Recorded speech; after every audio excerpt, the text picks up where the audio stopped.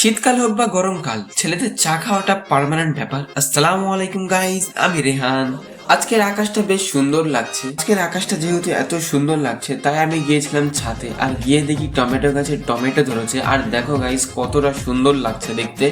তারপর দেখি নেবু গাছে পাতি লেবু হয়েছে, কচি পাতি। তারপর 100 টাকা নিয়ে বার হয়ে পড়েছিলাম কিছু খাওয়ার জন্য। তারপর সফি কাঠগোলা হয়ে জিসানকে নিয়ে নিলাম। তারপর আমরা দুই বন্ধু বার হয়ে পড়লাম চা খাওয়ার জন্য। তারপর আমরা দুজন রাস্তার ধুলো খেতে খেতে চলে এসেছিলাম আমাদের এইখানকার ফেমাস চায়ের দোকানে, আফলা কফি শপ। তারপর জিসানকে 1 কাপ চা দিয়ে আমিও 1 কাপ চা নিয়ে নিলাম। আর এইখানকার চায়ের রিভিউটা জিসান দিচ্ছে।